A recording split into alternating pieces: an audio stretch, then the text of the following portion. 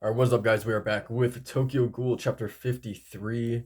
This chapter is called a lecture. So let's just get straight into it. After what happened last chapter, man, I'm just excited to keep on going. Um, alright, so I hear the 11th ward's pretty bad. Lots of ghoul sightings. I was watching videos of it online. It showed real dead bodies and stuff. Ugh, of people? I think so, I don't know. What about the 20th ward? Are we safe? Parts of the 11th ward have been sealed off to stop ghouls from entering other wards. Ghouls are superior to us to begin with, so my prediction is we'll lose. Tabata, don't say stuff like that. I'm scared to be out on the streets. There are monsters that eat people hiding among us, right? Is there any agency that deals with them? What are they doing about it? Yeah, right. It's interesting that it cut to her um, as that was being said. Right? It almost makes you like wonder if she knows what's going on, right? Um, Particularly with her friend. It's their job to help us. I wonder if Toka's not feeling well. I should bring her something to eat again. I'm just glad the stiffs are ghouls. If they were people, it would have been a mutilation murder case. Yeah, you're right. So glad it was a ghoul. We'll take it from here. You're up, guys. How many of them are there anyway? About two or three? Damn it. Juzo, yes sir. Come here for a sec, huh? No.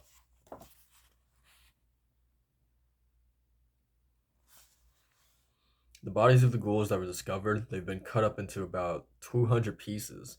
The incisions are clean. It was done with a kind of orderly methodology. It was you, wasn't it? Could you tell?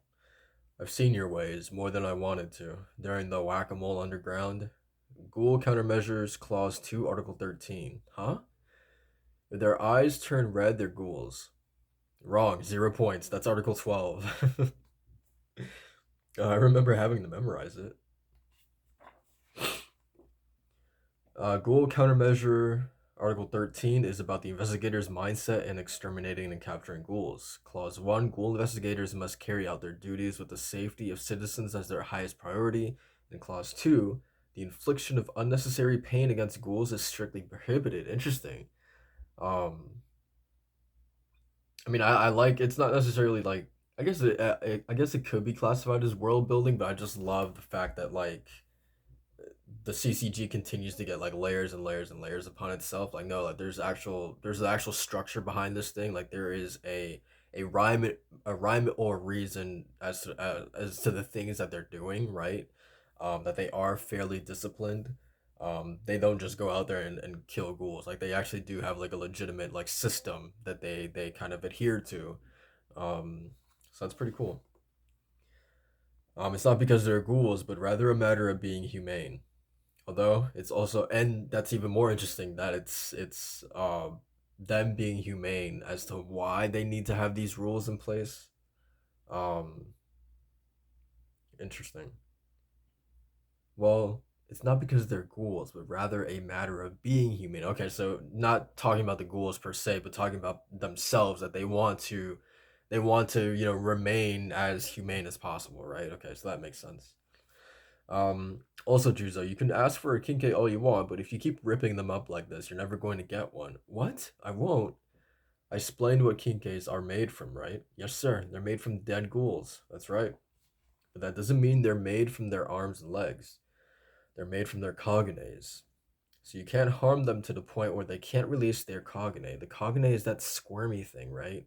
I still don't know where that squirmy thing is. Comes out from even after observing them.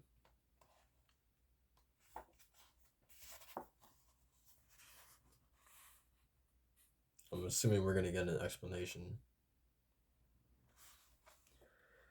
It should be common knowledge if you graduated from the academy, but I guess you were an exemption. All right, this instructor will give you a special lecture. I'm sleepy already. Wake up. So what is a cogene anyway? Let's start there. A cogene is made up of RC cells that have been discharged outside the body. RC cells flow like blood. Consider a cogene as liquid muscle that can become harder than teeth. But if it's a muscle, shouldn't it be soft? Imagine muscles with steel wires woven into them. A normal bullet can't penetrate it. Ghouls immaculate RC or accumulate RC cells in their blood by consuming humans. And the accumulated RC cells are sent to a sac known as the kakuho and stored there. RC cells that are stored in the kakuho, either consciously or mental agitation, break through the skin and are discharged. Interesting. So I'm assuming it's only when a person has or a ghoul has enough RC cells inside of the kakuho little sack or whatever. Only then can the Kagane be activated. Or I wonder if like if you only have a little bit of RC cells that's stored up in the sack, like sure, like maybe yeah, you can still activate your Kagane, but it just won't be as powerful compared to someone whose Kagero is a little bit more full of RC cells, if that makes sense. Um, and that's of course if I'm getting this explanation correct or not. So clarify if I'm not. Um, okay. The discharged RC cells harden and soften repeatedly and oscillate at the will of their user. That is a Kagane. Interesting. By the way, a ghoul's Kagugan is an effective RC cells as well. Kinkes are devices that artificially generate Kagane. So, okay. Kinkes are not like necessarily like the real thing. They're just like doing their best like replicate um kind of the whole process of activating the Kagane, I'm guessing. Um, it'll keep working as long as the Kagaho is intact. So I need to get my hands on this Kagaho thing. Exactly. By the way, if you can distinguish the type of Kagane, you'll have an idea where the Kagaho is.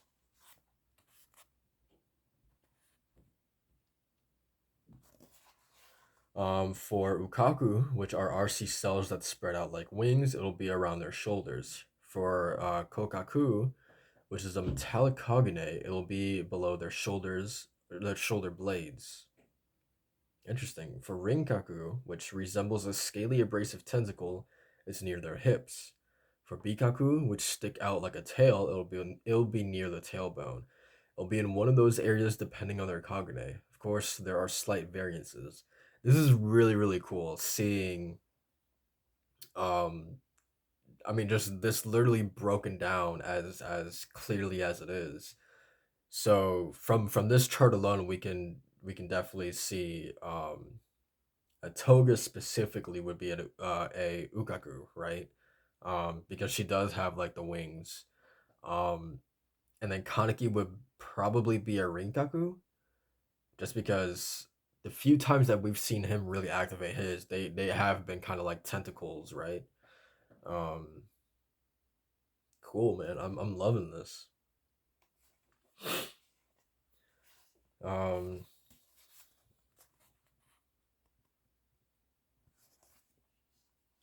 so this thing of mine, it's a rinkaku.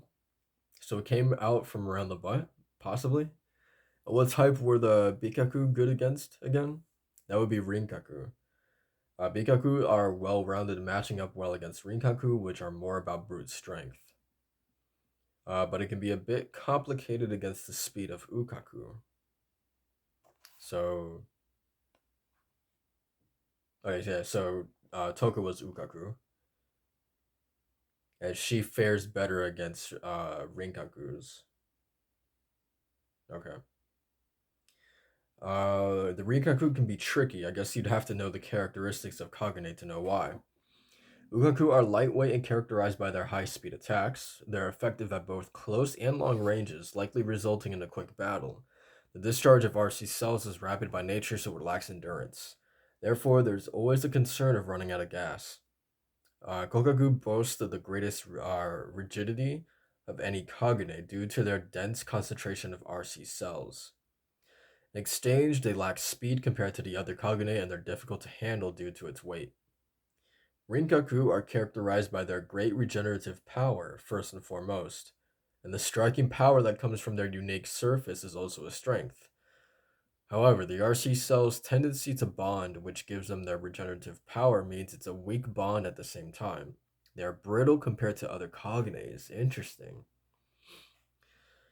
The one that I recommend is the Bikaku. It is truly well balanced. It displays its strength most at mid range. It's above average both offensively and defensively, and it has speed. There are no obvious weaknesses. If I had to name one, it would be its lack of a knockout punch. Interesting. Um, so to kind of boil it down, so Ukaku would be speed. Kokaku is the more brute strength one. Rinkaku has the more it's just like overall better at its regenerative abilities, and then Bikaku is just the one that's like the jack of all trades. It's like the well-rounded one. Um, I don't quite get the tendency and weakness part of Rinkaku. Let me put it this way: the RC cells are extremely fluid. This may not be the best comparison, but it's like Velcro. It sticks and comes apart easily. Oh, I think I get it. So they all have their unique traits, although I forgot most of them already. Be cautious of them in live combat and it'll become second nature.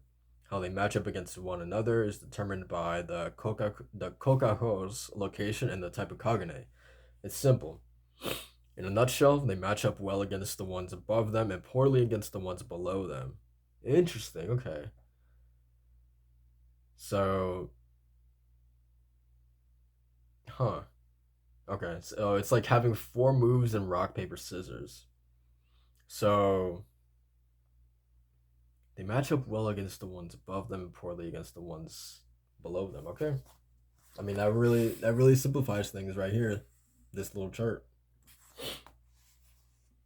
So I mean based off of this list, um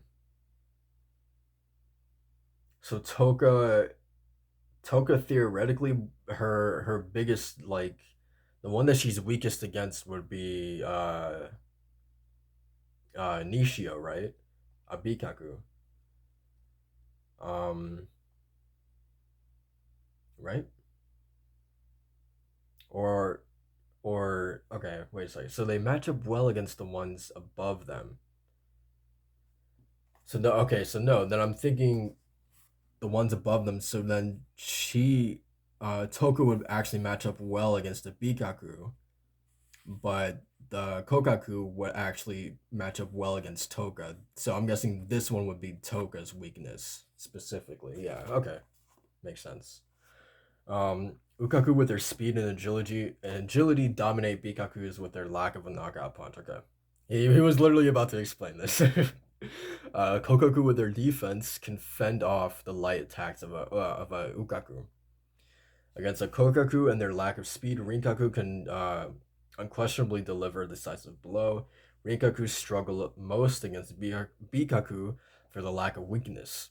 The one strike, one kill type struggle most against cautious opponents. And so it can be explained like that if you look at their characteristics. But to put it even more simply, the RC cells secreted by each cognate type against cognate that match up poorly against them supposedly become an especially effective poison. Um, you don't understand? It's not that. Why is there a hierarchy within ghouls? That seems so weird. It's simple. Because cognates are weapons to win battles for territories. They're designed to kill even their own kind.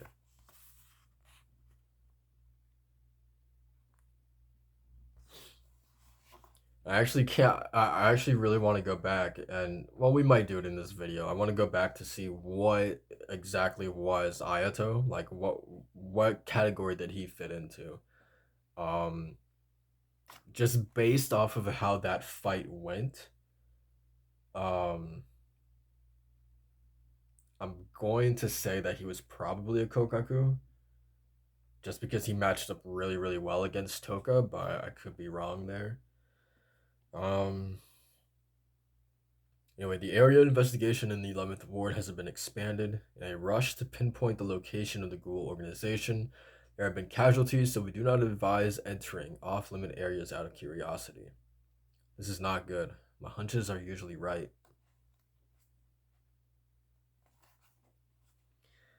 At least respond to my text, Kaneki. All right, that's the end of the chapter.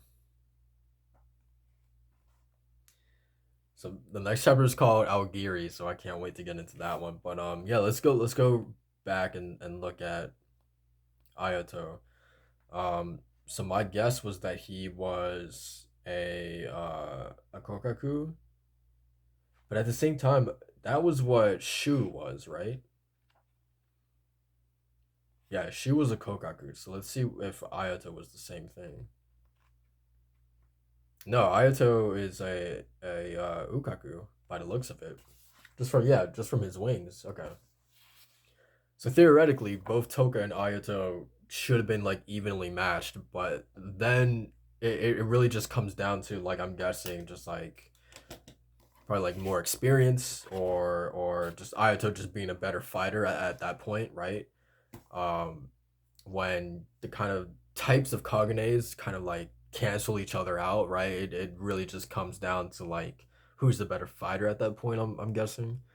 Um, so yeah, I don't know, but a really interesting chapter. Probably not the most exciting to like watch a live reaction, because it was literally a lot of dialogue, but it was nice just to get that breakdown of a little bit more on the CCG, but also just like the legit hierarchy of ghouls and just like their powers and their abilities is really cool. It was nice to get. So yeah, that's pretty much it for this chapter, guys. Like, comment, and subscribe for more Tokyo Ghoul, and I'll see you in the next one. Peace.